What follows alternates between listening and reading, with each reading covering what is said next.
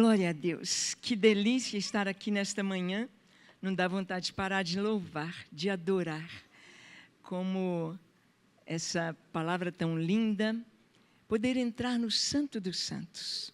O véu foi rasgado, não foi costurado de novo, o véu foi rasgado, os céus estão abertos para nós 24 horas por dia. A qualquer momento nós podemos estar lá. E é importante saber que Deus fica esperando a nossa alegria desta comunhão. O Senhor, Ele já abriu. Às vezes a gente canta algumas canções dizendo, Senhor, pode entrar, pode. Ele já entrou. E Ele veio cear conosco. Mas Ele quer que nós ceemos com Ele também. Uma doce comunhão. Bem, nesta semana, esses dias nós lançamos um livro para missões, esse livro Mulheres da Bíblia. E conversamos com o pastor Neif, ele vai estar ministrando no nosso acampamento dos Gideões.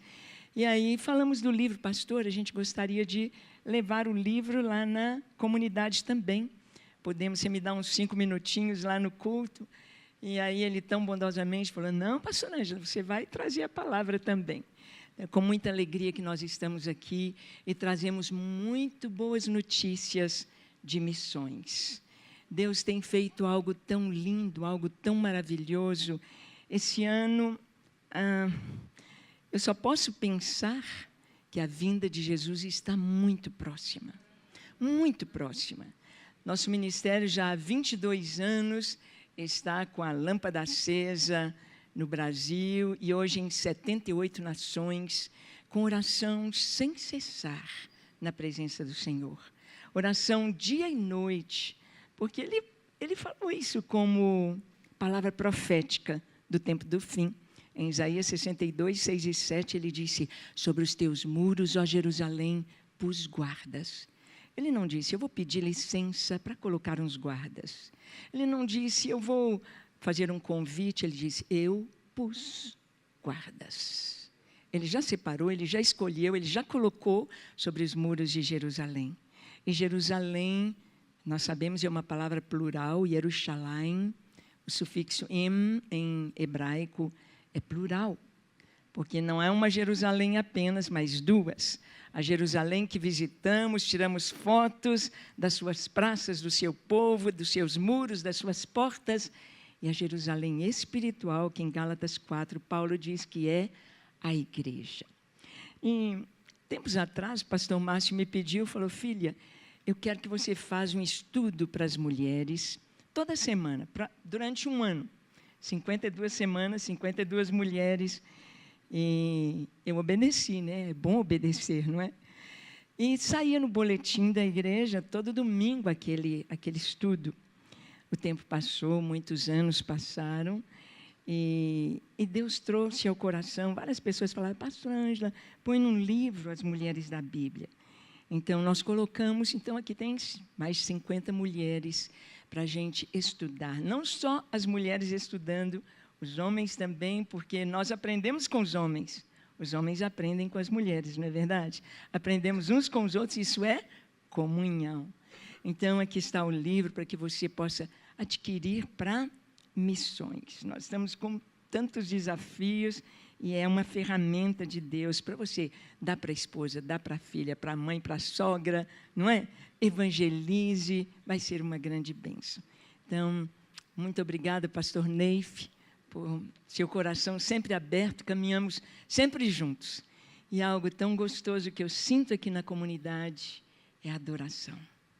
Ai, que gostoso, não dá vontade de parar. A gente sente envolvido pelos céus. E a gente realmente, Paulo, meu esposo, ele dizia, quando a gente ora, a gente traz o céu à terra. Mas quando a gente adora, a gente entra no céu. Quando a gente ora, a gente fala com Deus. Mas quando a gente adora, a gente toca nele. E quem toca no Senhor não é o mesmo. Quem toca no Senhor é curado. Quem toca no Senhor é transformado. Quem toca no Senhor é santificado. Então, quando você adorar, mergulhe. mergulhe na adoração. E saiba que Deus ama. Quando nós começamos o nosso namoro, o Paulo me deu de presente aquele livro, O Pequeno Príncipe, do Saint-Exupéry. Quem já leu esse livro aí? Quase todo mundo, é um clássico, não é? E uma das frases clássicas dele é: tu te tornas eternamente responsável por aquilo que cativas. E a raposinha falava: olha, eu vou ficar esperando você. Se você marcar um dia uma rotina, eu vou ficar esperando sua demonstração de amor. E nós sabemos que Deus, Ele nos ama, Ele nos mostra o seu amor em todas as linguagens, em palavras, em presentes, em tempo de qualidade, em toque. Ele fala conosco em serviço. Todas as linguagens de amor, Deus demonstra por nós. Mas Ele derrama esse amor no nosso coração. E é importante saber que Ele quer a reciprocidade. Ele quer ouvir a nossa declaração de amor. Então, as palavras que eu mais falo durante o dia, se for espremer e ver todo o meu dia a dia, é: eu te amo, Jesus. Obrigado, Senhor. Obrigado, Senhor. Obrigado, Senhor. Não tem coisa mais gostosa em saber que o segredo de uma vida feliz é a gratidão, é o amor, é o reconhecimento e a sinceridade daquilo que a gente vive. Coisa linda, a irmã trazendo esta palavra aqui, de livros. Eu e você estamos escrevendo não somente a nossa história, mas a história da igreja no tempo do fim. É a história da igreja. Nós estamos escrevendo estes últimos capítulos, os últimos momentos da história da igreja com a nossa vida. Como é a igreja? Se todo mundo na igreja fosse igual a você, como seria a igreja?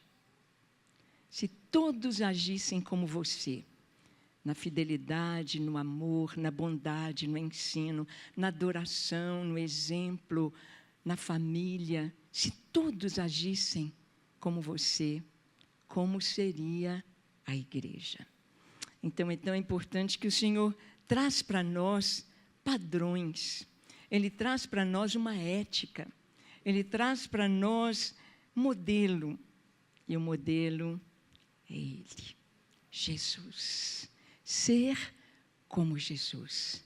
Ele quer que a igreja seja assim. Eu, e quando estava aqui com os meus olhos fechados, adorando, eu me sentia, foi passando diante de mim várias igrejas por onde eu estive, nos 5 continentes.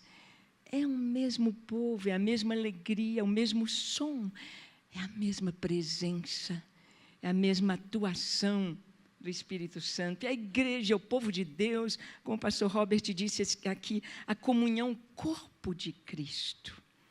Interessante que o meu corpo, a gente cantou que é pó, meu corpo foi feito do que minha mãe alimentou, e depois do que eu me alimentei, e do que continuo me alimentando.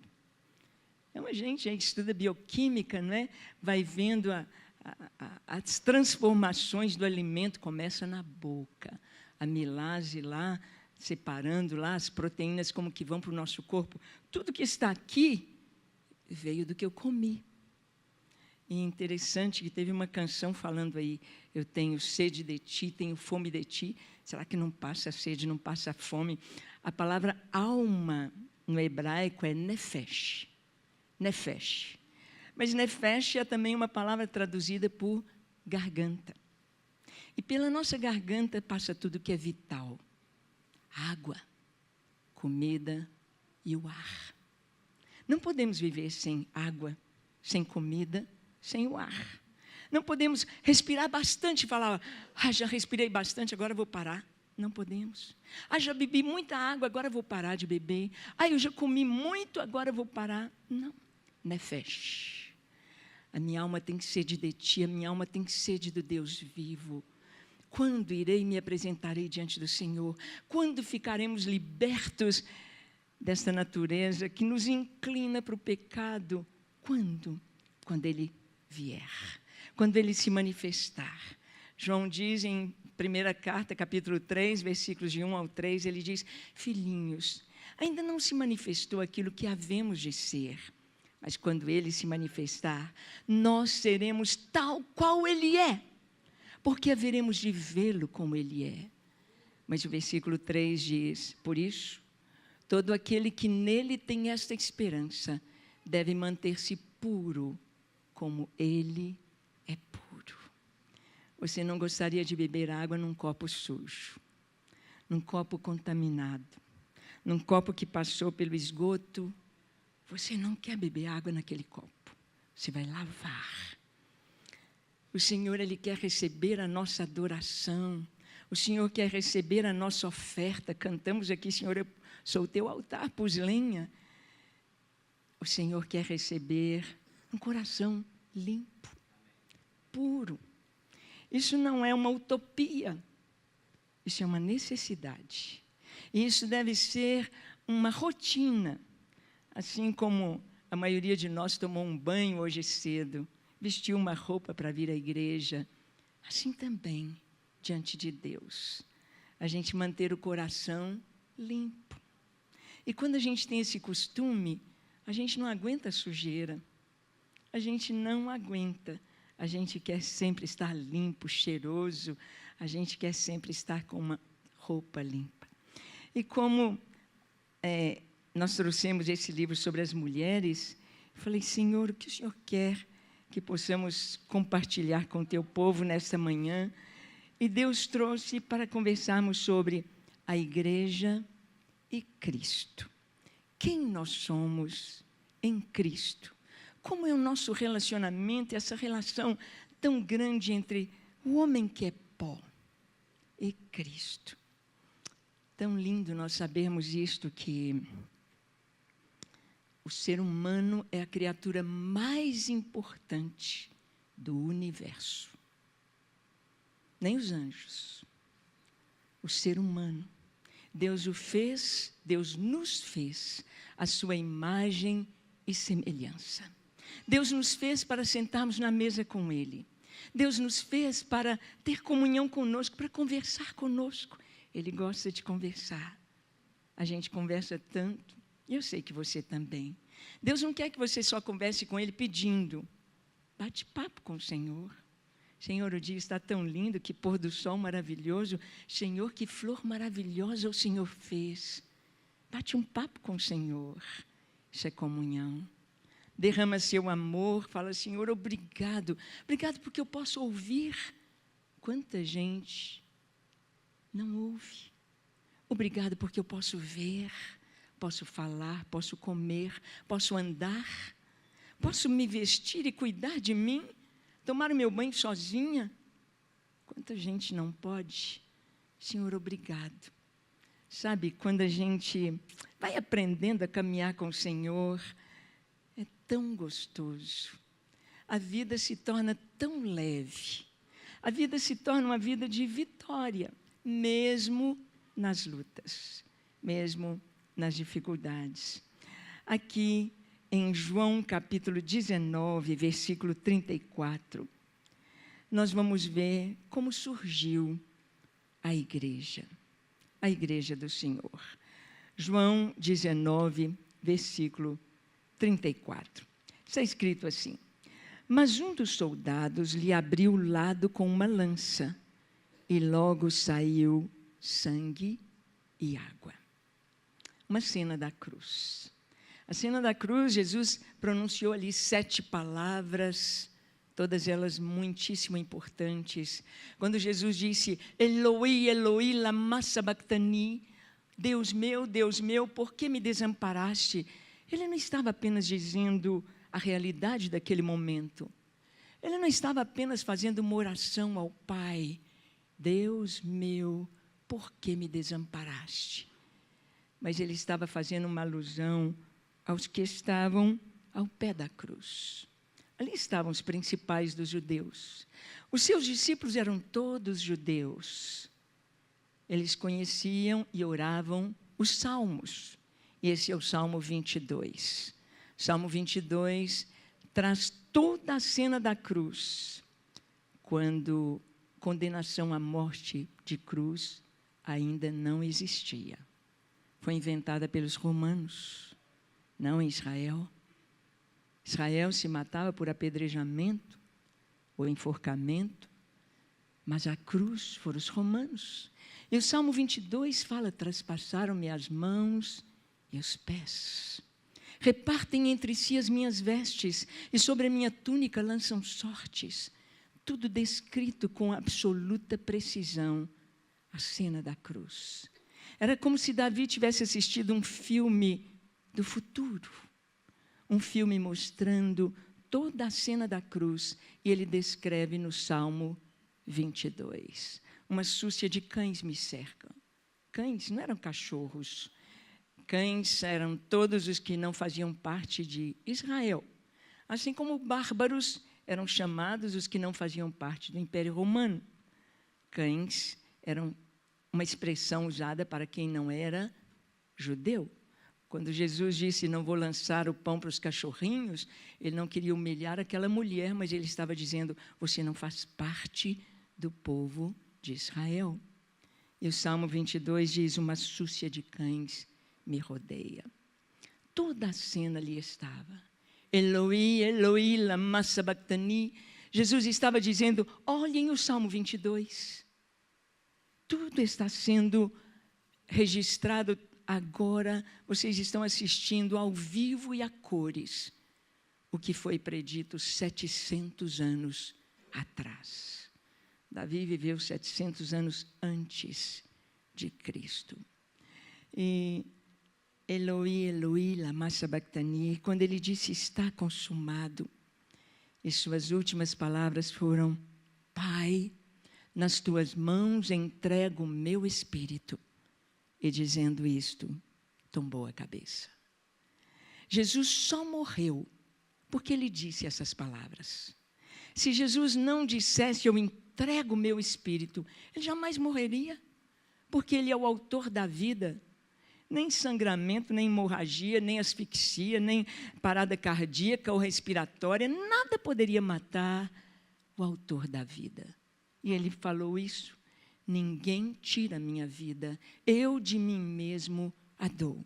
Eu a dou para tornar a reavê-la, este mandamento recebi de meu Pai. Ele falou isso uma semana antes de ir para a cruz. Ninguém tira a minha vida. Ninguém tem autoridade de tirar a minha vida. Eu a dou. Dou para tornar a tomá-la. Pai, nas tuas mãos entrego o meu espírito. Ele foi crucificado, foi para o Monte Calvário às 9 da manhã, de meio-dia, quando foi levantado, suspenso na cruz, de meio-dia até às 3 da tarde, houve trevas sobre a terra.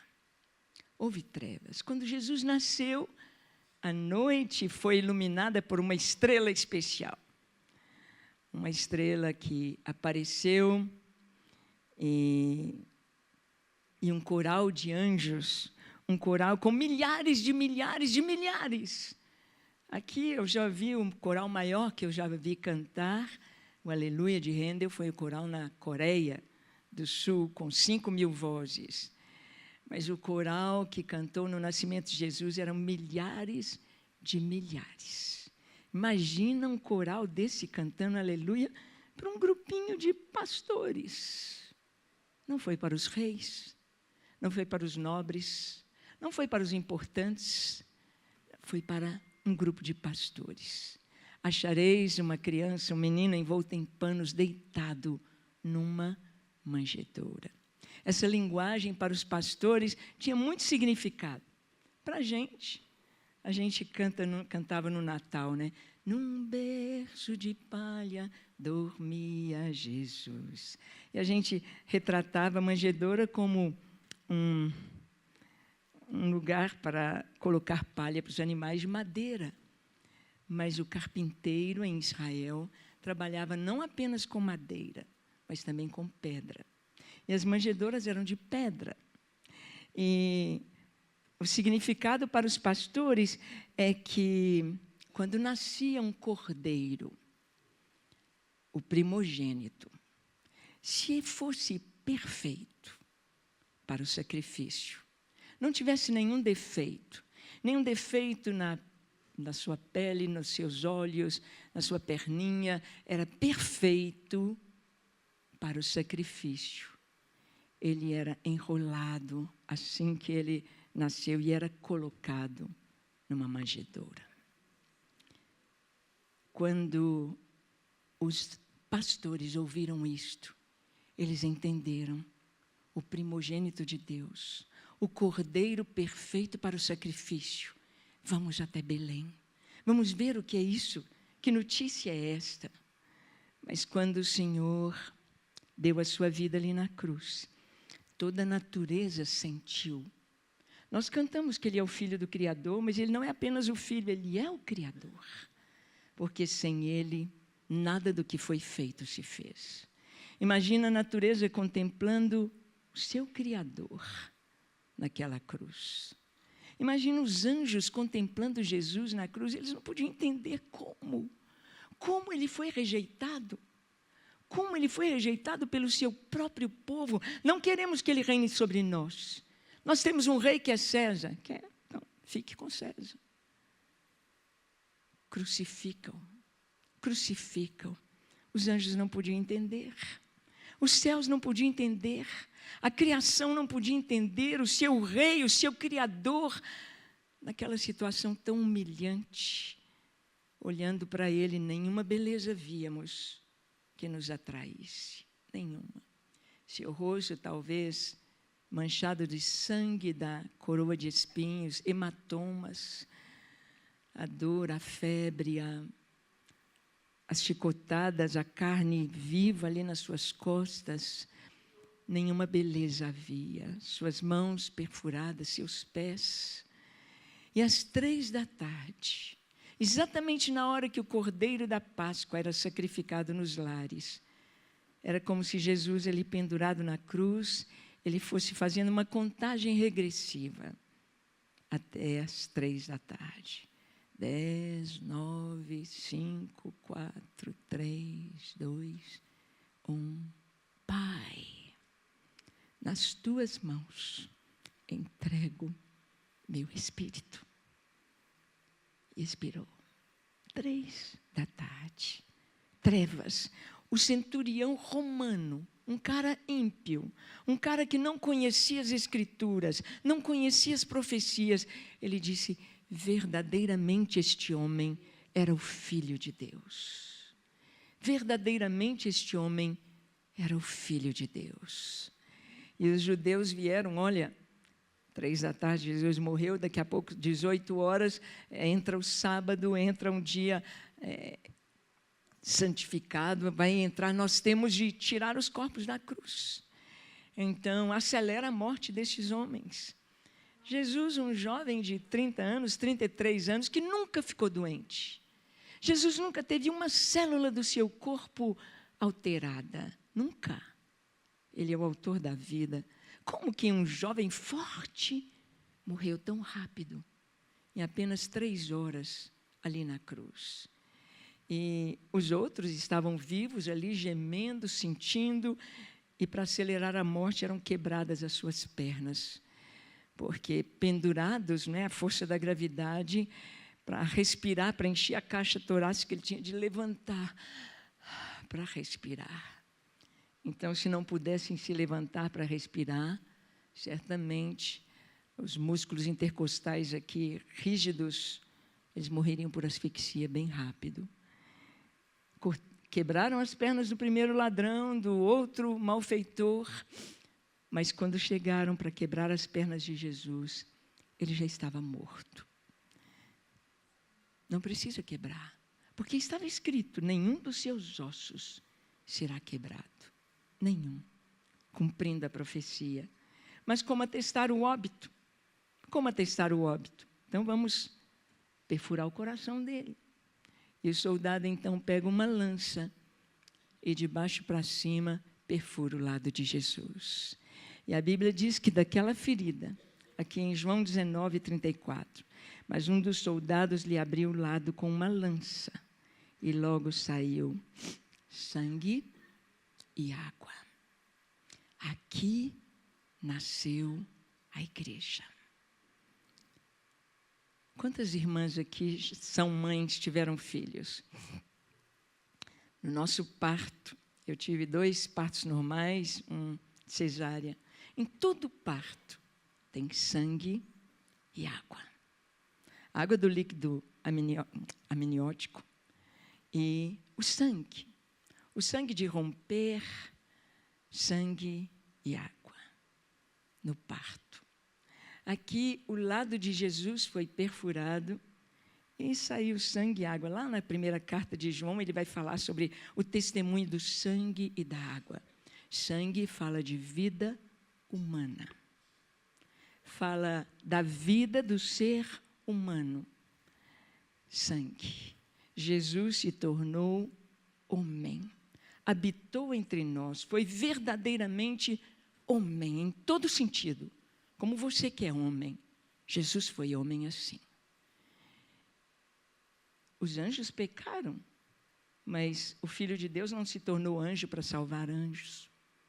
Cada anjo foi feito separadamente. Anjo não se multiplica, não tem filhos. Mas o homem, o Filho de Deus se fez homem. E ele vai nos receber como Deus homem, Deus que se fez homem. Jesus ressuscitou, os discípulos o viram, seu corpo glorificado, nós vamos ter um corpo glorificado assim também, mas para sempre, homem. Ele se fez um conosco, ele veio fazer parte, ele desceu da sua glória, ele se despojou para se tornar o Filho do homem. Mas, ao morrer ali na cruz, ao mostrar que estava nascendo algo, ao mostrar uma história que surgia no mundo, algo novo, que o profeta diz, quando vocês ouvirem, vai tinir os ouvidos, e algo novo, inusitado, algo tão tremendo. Deus se fez homem, habitou entre nós, mostrou sua glória, mostrou seu poder, mostrou sua santidade, mostrou quem Deus é. Você quer conhecer Deus? Leia o Evangelho. Principalmente o Evangelho de João. Veja quem Deus é em Jesus. Ele é Deus. E ao dar a sua vida por nós, nós vamos ver que ele foi até o lugar mais baixo que o ser humano pode ir. Ele se tornou homem num ventre, ele nasce, ele vai para a cruz, ele morre, ele é sepultado, ele desce ao reino dos mortos. E lá ele toma de Satanás as chaves da morte e do inferno. Ele vence a morte, ele vence o inferno, ele vence o pecado. Ele venceu como homem, em obediência. Ele venceu como homem. Por isso Satanás tentou Jesus de todas as formas, porque ele estava como homem. Ele estava sujeito como homem. Ele venceu. Ele venceu e nos deu a chave para vencer, que é o Espírito Santo, é a comunhão. Como que eu posso ser? Nós cantamos aqui, eu quero mais, mas quer mesmo? Se você quer, se eu quero comer, ou eu pago uma comida, ou eu preparo uma comida e eu tenho de comer. Mas só se eu estiver doente, que alguém vem pôr na minha boca. Se eu quero mais, busque. Leia mais a palavra. Ore mais. Adore mais, mergulhe mais em quem você é, um cristão. Se você é um cristão, é parecido com Jesus. E se você é um cristão, tem de ser 100% cristão. No lar, na comunhão com a esposa, no relacionamento conjugal, como pai, como mãe, como filho, como irmão, como sogra, como avô, como avó, como vizinho, como patrão, como empregado, como servo, como ministro, 100% cristão, 100% parecido com Jesus, porque fomos gerados nele, fomos gerados em Cristo, em Cristo. Deus fez o homem, e lá em Gênesis capítulo 2, versículos 18 a 24, olha aí na sua Bíblia. Gênesis 2, 18 a 24, diz assim: Disse mais o Senhor Deus: Não é bom que o homem esteja só. Far-lhe-ei uma auxiliadora que lhe seja idônea. Havendo, pois, o Senhor Deus formado da terra todos os animais do campo, todas as aves do céu, trouxe-os ao homem para ver como este lhes chamaria. E o nome que o homem desse a todos os seres viventes, esse seria o nome deles. Deu nome o homem a todos os animais domésticos, às aves do céu e a todos os animais selváticos. Para o homem, todavia, não se achava uma auxiliadora que lhe fosse idônea. Então o Senhor Deus fez cair pesado sono sobre o homem, e este adormeceu. Tomou uma de suas costelas e fechou o lugar com carne. E a costela que o Senhor Deus tomara ao homem, transformou-a numa mulher e lhe a trouxe. E disse o homem: este é afinal osso dos meus ossos, carne da minha carne, chamar-se-á varoa, porquanto do varão foi tomada. Por isso, deixa o homem pai e mãe, se une à sua mulher, tornando-se os dois uma só carne. Deus toma a frente de tudo, Ele está lá na frente. Ele diz: os meus pensamentos são mais altos que os vossos. Os meus caminhos são mais altos. Deus está lá na frente. Quando Deus trouxe para a humanidade o passo a passo, como Ele criou o ser humano do pó da terra, e como Ele criou a mulher para o homem. Gente, durante milênios, séculos, não dava para entender ou engolir a historinha, como eles dizem, historinha de Adão e Eva. Engoliam uma história de que, Deus pegou uma costela e transformou na mulher e trouxe para o homem. Parecia uma história de mito, parecia uma história, e não se entendia muito bem até chegar o século XX. Até chegar o século XX, quando pela primeira vez foi um dentista, um cirurgião dentista, ele resolve pegar uma costela, um pedaço de osso, costela, para regenerar ou para fazer uma cirurgia num menino de 12 anos que teve um tumor na mandíbula, perdeu a mandíbula, não ia poder nunca mais mastigar. Quem sabe? Vamos pegar a costela. E a costela tem cartilagem, a costela regenera ali, a costela. Ele pegou aquele pedaço, fez a cirurgia. Uau! Com poucos meses, o menino estava mastigando. E a costela, então, tem sido usada para tantas outras cirurgias. Logo, um homem que a mão dele teve um acidente, arrebentou aqui do punho a mão, precisava de reconstituir ossos aqui na sua mão. A costela. Vamos pegar a costela. E aí está. A medula óssea da costela tem, não da costela, dos ossos chatos. A medula óssea tem células tronco. Medula óssea vermelha com células tronco. E começaram a usar essa substância gelatinosa, né, que a gente chama de tutano, né, a medula óssea para leucemia, para tantas outras enfermidades, as células tronco, até chegar no século XX com a clonagem. A clonagem. Usando células tronco para engenharia genética, no século XX, a história de Adão e Eva toma outro formato. Deus fez cair Adão num pesado sono. Meu filho, ele sempre diz, o Sérgio, ele fala: mãe, para mim a maior descoberta da humanidade foi anestesia. Imagina cirurgia sem anestesia.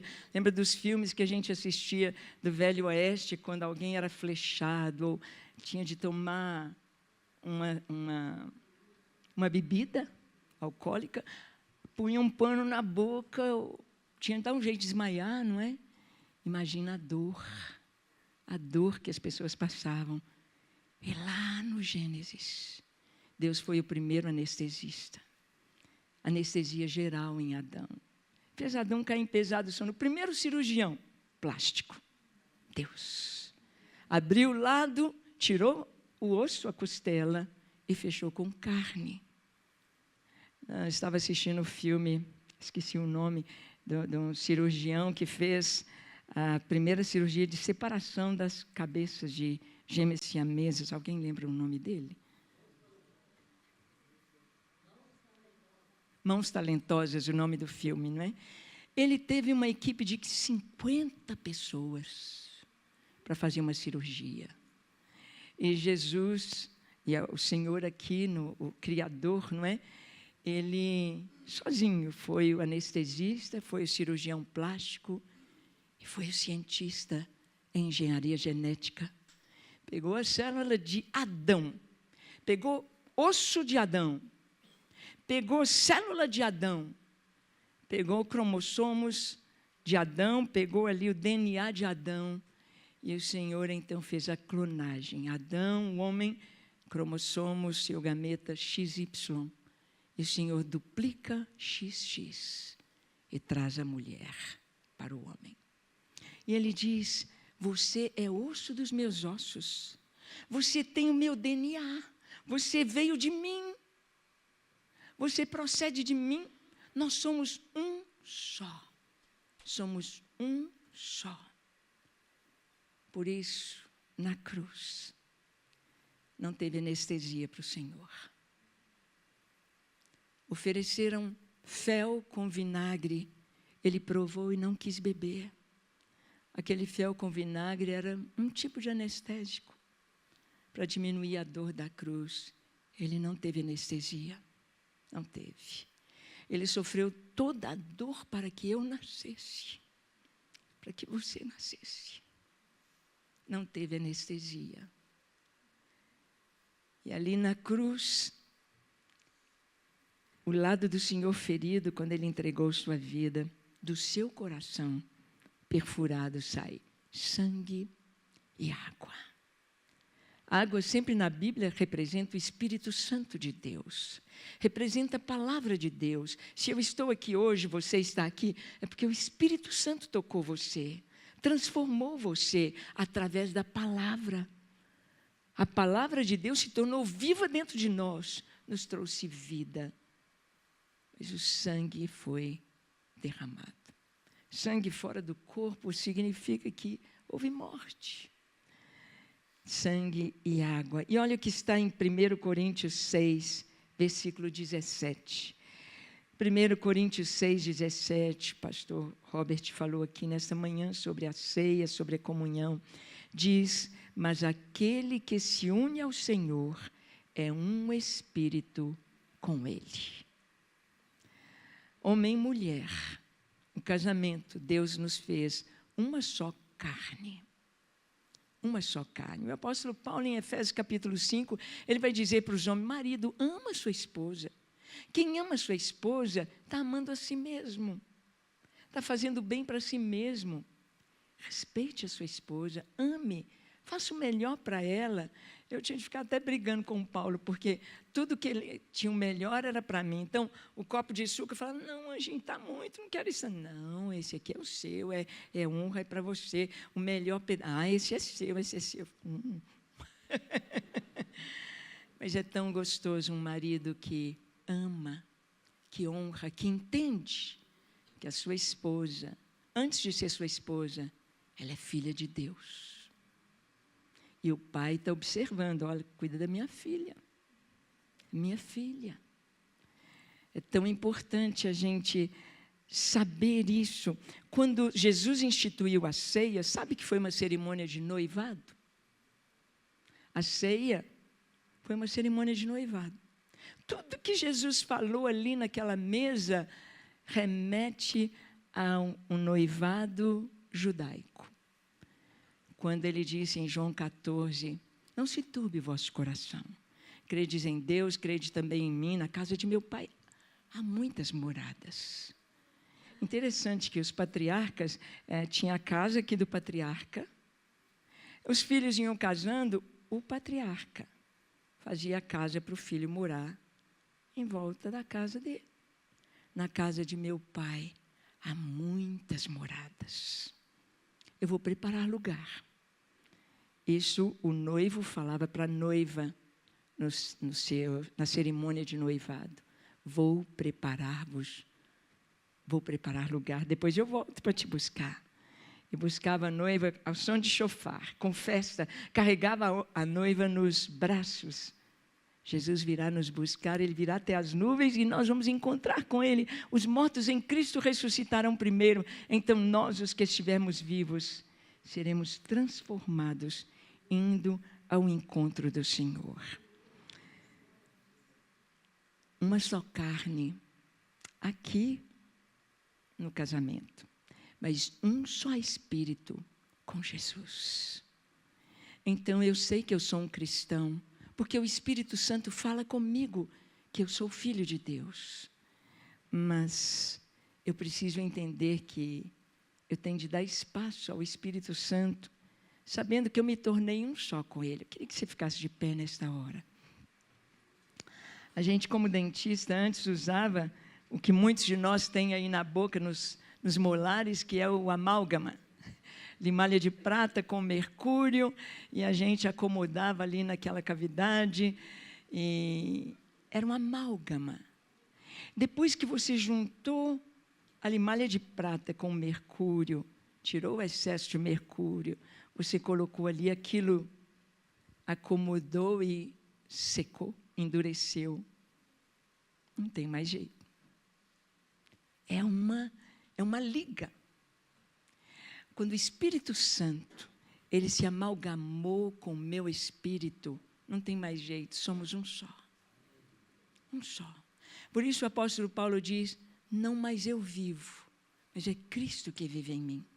Às vezes eu leio esse texto, ou você lê esse texto e pensa, isso é o apóstolo Paulo. Não, é você. Somos nós. Não mais eu vivo. Não sou eu, nós cantamos, Senhor, faz tua vontade. Estou cantando ou estou realmente proclamando? Que a nossa fé seja uma fé viva, seja uma fé autêntica, seja uma fé racional, seja uma fé pura. Então, nesta hora, eu queria convidar você a fechar os seus olhos e contemplar o seu próprio coração. Senhor, tem alguma coisa que eu preciso me arrepender, mudar? Senhor, se eu partir aqui agora, meu coração está limpo? Limpa, Senhor. Passa o teu sangue agora no meu coração, na minha mente, no meu espírito, nos meus olhos, nos meus ouvidos, nos meus lábios. Perdoa, Senhor.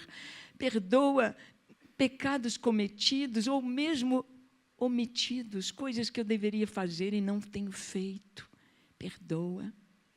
Senhor, passa o teu sangue no meu relacionamento, no lar, na família, no trabalho.